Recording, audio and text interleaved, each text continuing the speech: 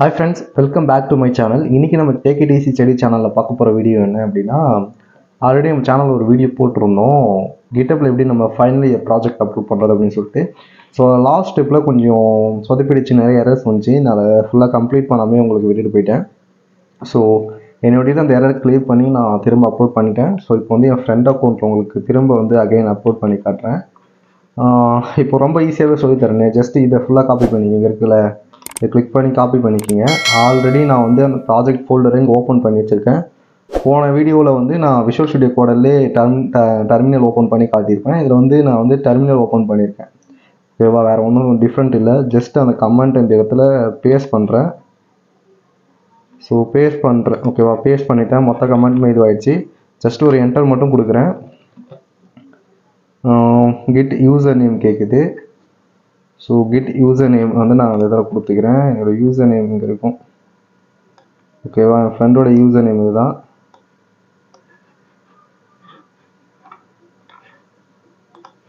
User நேம்லாம் கொஞ்சம் பார்த்து கொடுங்க. நான் காப்பி பேஸ்ட்டே பண்ணிக்கிறேன். ஏன்னா தப்பு பண்ணிட்டோம் அப்படின்னா எரர் வரும், திரும்ப திரும்ப பண்ணுற மாதிரி இருக்கும். இதுதான் யூசர் நேம் எனக்கு ஃப்ரெண்டுது. ஸோ அதை நான் கொடுத்துக்கிறேன், பேஸ்ட் பண்ணிக்கிறேன்.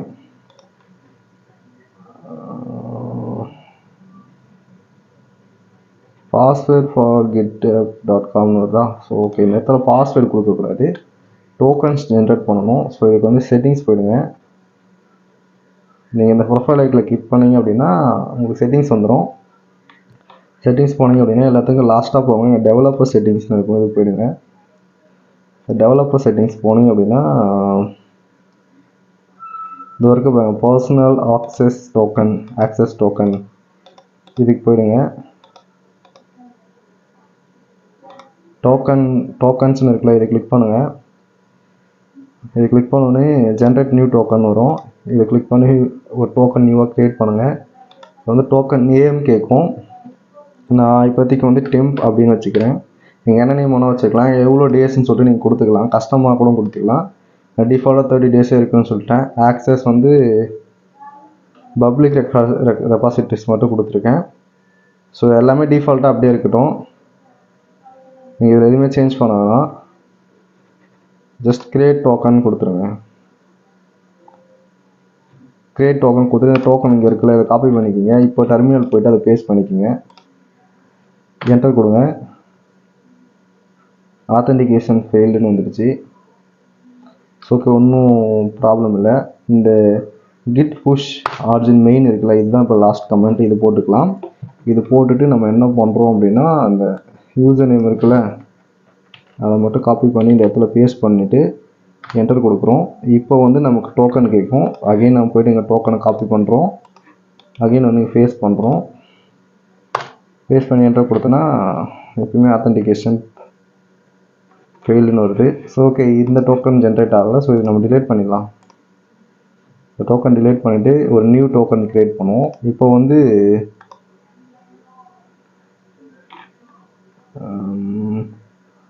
கிளாசிக்ஸ் இருக்குல்ல, அது கொடுத்துக்கலாம். இது வந்து ஜென்ரேட் நியூ டோக்கன் கிளாசிக்ஸ் இருக்குல்ல, அது கொடுத்துக்கலாம். ஸோ இதில் போயிட்டு அதேமாதிரி டோக்கன் நேம் கேட்குது. நான் இதில் பாஸ்வேர்டு கொடுப்பேன். ஆல்ரெடி பாஸ்வேர்டு க்ரியேட் பண்ணிருக்கோம் போல். இதில் நிறையா இது இருக்கும். இதெல்லாம் எதுக்கு ஆக்சஸ் கொடுக்கல அப்படின்றது. ஸோ இப்போதைக்கு நான் ஜஸ்ட் வந்து நான் தான் யூஸ் பண்ண போகிறேன் அப்படின்னால எல்லா ஆக்சஸுமே கொடுத்துக்கிறேன். ஸோ எல்லா ஆக்சஸும் கொடுத்தோன்னா நமக்கு நல்லாவே ஒர்க் ஆக ஆரம்பிச்சிடும். நான் இப்போதைக்கு எல்லா ஆப்புக்குமே எனக்கே ஆக்சஸ் கொடுத்துக்கிறேன். ஜென்ரேட் டோக்கன் கொடுத்துட்டோன்னா வச்சுக்கோங்க. ஸோ நமக்கு அதேமாதிரி ஒரு டோக்கன் ஜென்ரேட் ஆகிடுச்சு. ஸோ அதை காப்பி பண்ணிக்கிறேன். ஓகே, அகெயின் இந்த இது பண்ணணும். வந்து நம்ம யூசர் நேம் கேட்கும். Just Ctrl+V. இப்போ வந்து நம்ம டோக்கன் கேட்கும். அகெயின் டோக்கனை காப்பி பண்ணிட்டு போயிட்டு இடத்துல பேஸ்ட் பண்ணிட்டு என்டர் கொடுக்குறேன். ஓகே, இந்த இடம் கரெக்டாக ஆகிடுச்சு. இப்போ வந்து கிட்டப்பில் புஷ்மே ஆகிடுச்சு. நம்ம செக் பண்ணி பார்த்துக்கலாம். ஜஸ்ட் ஒன்றுமே இல்லை. இப்போ ரெபாசிட்டரிஸ் போய்டுங்க. ரெபாசிட்டரிஸ் போய்ட்டு மை டிஜிட்டல் போர்ட்ஃபோலியோ தான் நான் ஓப்பன் பண்ணியிருந்தேன். ஸோ அது கொடுக்குறேன். இப்போ வந்து பாருங்கள், நம்ம வந்து கமிட் பண்ணியிருக்கோம். ஃபஸ்ட் கமிட் பண்ணியிருக்கோம் 3 மினிட்ஸ்க்கு முன்னாடி. என்னென்னா ஃபஸ்ட் கமிட்டு ரீட்மி ஃபைல் மட்டும்தான் இங்கே வந்திருக்கு. ஸோ ஒன்று என்னென்ன ஃபைல்ஸ்லாம் ஆட் ஆகாமல் இருக்குது அப்படின்னு சொல்லிட்டு நம்ம பார்க்கணும். அதுக்கு வந்து நான் போன வீடியோவிலே ஒரு கமெண்ட் சொல்லியிருப்பேன். ஸோ அந்த கமெண்ட் என்ன ஞாபகம் இருக்கா பாருங்கள், யோசிச்சு பாருங்கள். கிட் ஸ்டேட்டஸ்னு ஒரு கமெண்ட் இருக்குது. ஓகேவா? கிட் ஸ்டேட்டஸ் பார்த்தோம் அப்படின்னா index.html ரெட் கலரில் இருக்குது பாருங்கள். ஸோ அப்போனா இன்னும் அந்த ஃபைல் நம்ம வந்து ஆட் பண்ணல. ஸோ அதுக்கு வந்து நம்ம வந்து கிட் ஆட் பண்ணிக்கோ, என்ன ஃபைல் அப்படின்னு சொல்லிட்டு கொடுக்கலாம். ஜஸ்ட்டாக ஒரு டாட் கொடுக்குறேன். டாட் கொடுத்தோம் அப்படின்னா நம்ம மொத்த டேரக்டரியில் என்ன ஃபைல்ஸ்லாம் இருக்குது எல்லாத்தையுமே ஆட் பண்ணிடும். ஸோ என்ட்ரு கொடுத்துட்டு ஆட் பண்ணிடும். இப்போ வந்து ஜஸ்ட்டு திரும்ப கிட் ஸ்டேட்டஸ் பார்த்தோம் அப்படின்னா அது க்ரீன் கலரில் காட்டும். நியூ ஃபைல் அப்படின்னு சொல்லிட்டு காட்டுதா, அவ்வளோதான். திரும்ப வந்து இப்போ நம்ம என்ன பண்ணணும் அப்படின்னா கெட் புஷ் ஆர்ஜின் மெயின் கொடுத்தோம் அப்படின்னா திரும்ப அதே ப்ராசஸ் தான். யூசர் நேம் கேட்கும். ஸோ இதான் யூசர் நேமு, காப்பி பண்ணி பேஸ்ட் பண்ணிக்கிறேன். யூசர் நேம் போனோடனே திரும்ப அந்த டோக்கன் கேட்கும். ஸோ டோக்கன் செட்டிங்ஸில்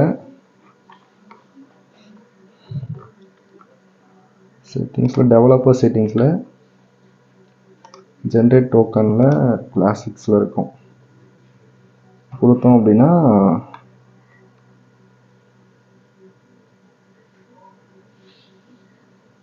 ஓகே, இந்த டோக்கன் எக்ஸ்பைரி ஆகிடுச்சு போல். அதை டிலீட் பண்ணிட்டு நியூ டோக்கன் க்ரியேட் பண்ண வேணாம். நீங்கள் ஒவ்வொரு தடவும் நீங்கள் நியூ டோக்கன் க்ரியேட் பண்ண வேணாம். இந்த இடத்துல எக்ஸ்பைரி டிசம்பர் 6 தான் போட்டிருக்கு. ஆனால் அது எக்ஸ்பைரி ஆகிடுச்சு, ஏன்னு தெரியல. ஜஸ்ட் நான் இந்த தடவை க்ரியேட் பண்ணிக்கிறேன். நீங்கள் வந்து ஒரு தடவை ஃபஸ்ட்டு தடவை கோட் காப்பி பண்ணும்போதே போய்ட்டு சேவ் பண்ணி வச்சுருங்க.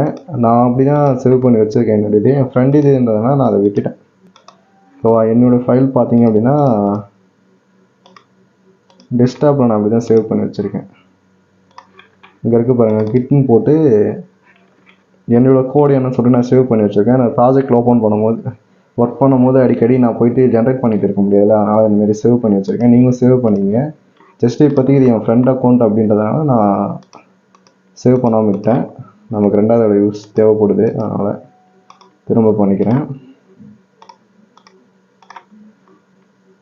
நீங்கள் இதில் எல்லாத்தையும் கொடுக்கணும் இல்லை, ஒன்று ஒன்றா படித்து பார்த்துட்டு உங்களுக்கு என்னென்ன ஆக்சஸ்லாம் கொடுக்கணும்னு தோணுதோ அதை கொடுத்துக்கலாம். எனக்கு அப்படின்றதுனாலையும் எந்த யாரும் வரக்கூடாது அப்படின்றதுனாலையும் நான் ஃபுல்லாக கொடுத்துக்கிறேன். ஜஸ்ட் இதை காப்பி பண்ணிக்கோங்க. காப்பி பண்ணிவிட்டு திரும்ப டெர்மினல் போயிட்டு இந்த இடத்துல பேஸ்ட் பண்ணுங்கள். அந்த டோக்கனை ப்ளேஸ் பண்ணிவிட்டு என்டர் கொடுத்தீங்க அப்படின்னா ஆட் ஆகிடும். ஸோ இப்போ வந்து நம்ம வந்து பேஜரி ஜஸ்ட் நான் டூப்ளிகேட் டேப் பண்ணிக்கிறேன். இந்த டேப் வந்து நெக்ஸ்ட் இதில் ஓப்பன் ஆகும். ஸோ இப்போ போயிட்டு நான் வந்து ரெபாசிட்டரி போயிட்டு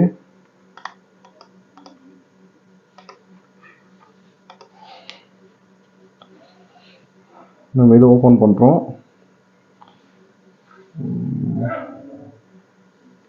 ஓகே, நம்ம வந்து ஆட் பண்ணிட்டோம். அதுக்கப்புறம் முக்கியமான ஒரு விஷயத்த மறந்துட்டோம், கமிட் பண்ணோம். கமிட் அப்படின்னு தான் சேவு. ஸோ அதனால் கெட்டு கமிட் COMMIT கமிட் -m அப்படின்னா மெசேஜ். ஸோ மெசேஜ் என்ன கொடுக்குறேன் அப்படின்னா ஆடிங் HTML ஃபைல் அப்படின்னு கொடுக்குறேன். கொடுத்தோம் அப்படின்னா முடிஞ்சிடும். இப்போ வந்து நம்ம ஆர்ஜின் மெயின் கொடுக்கணும். இப்போ வந்து நம்ம கிட் யூசர் நேம் கேட்குது. யூசர் நேம் நான் கொடுக்குறேன். பாஸ்வேர்டு கேட்குது. பாஸ்வேர்டு நம்ம வந்து டோக்கன் ஜென்ரேட் பண்ணி ஆல்ரெடி வச்சுருக்கோமா, ஸோ டோக்கன் எடுத்து கொடுத்துக்கலாம். டோக்கன் கொடுத்துட்டேன். ஸோ இப்போ வந்து அப்லோட் ஆகிடுச்சு. இப்போ போயிட்டு நம்ம பேஜை ரீஃப்ரெஷ் பண்ணி பார்ப்போம். இப்போ index.html வந்துடுச்சு. ஸோ இப்போ வந்து வெப்சைட் அதை எப்படி க்ரியேட் பண்ணாலும் செட்டிங்ஸ் போயிடுங்க. செட்டிங்ஸ் பேஜை கிளிக் பண்ணுங்கள். இந்தமாரி வரும். இந்த இடத்துல வந்து உங்கள் போர்ட்ஃபோலியோடைய உங்கள் ரெபாசிட்டரியோட நேமை ரீநேம் பண்ணோம் அப்படின்னா இந்த இடத்துல பண்ணிக்கலாம். இப்போதைக்கு ஜஸ்ட் இங்கே வந்து பேஜஸ் இருக்குல்ல, இந்த பேஜஸ் செட்டிங்ஸ் கிளிக் பண்ணிக்கோங்க. இங்கே வந்தீங்க அப்படின்னா இப்போ வந்து ஒன்றுமே இருக்காது. ஜஸ்ட் இங்கே கீழே பாருங்கள், நன் இருக்கா, அதை கிளிக் பண்ணி மெயின் கொடுத்து இப்போ சேவ் கொடுத்துருங்க. சேவ் கொடுத்தீங்க அப்படின்னா அவ்வளோதான், ஒர்க் முடிஞ்சிடுச்சு. ஜஸ்ட் இந்த கோடுக்கு வாங்க. கோடுக்கு வந்தீங்க அப்படின்னா இந்த இடத்துல இந்தமாரி ஒரு நம்பரும் இந்த டாட் கலர் பட்டனும் இருக்குது அப்படின்னா அவங்க வெப்சைட் க்ரியேட் ஆக ஆரம்பிச்சிச்சு, ஹோஸ்ட் பண்ண ஆரம்பிச்சிட்டாங்க. ஸோ இது ஹோஸ்ட் ஆனோடனே எப்படி இருக்கும், இதோட லிங்க் எப்படி இருக்கும் அப்படின்னு சொல்லிட்டு நான் காட்டுறேன். ஓகே, இப்போ வந்து பார்த்தீங்கன்னா இந்த இடத்துல வந்து பச்சை கலர் டிக் காமிக்குது. ஸோ அப்போனா வந்து நம்ம வெப்சைட் ரெடி ஆயிடுச்சுன்னு அர்த்தம். திரும்ப அந்த செட்டிங்ஸ் போயிடுங்க. அதே பேஜஸ்ஸு போன தடவை வந்து நமக்கு இதெல்லாம் இல்லையா, ஸோ இந்த நேரத்தில் பாருங்கள் விசிட் சைட்ஸ் அப்படின்னு சொல்லிட்டு ஒன்று வந்திருக்கு. ஸோ ஜஸ்ட் நான் விசிட் சைட் கொடுக்குறேன்.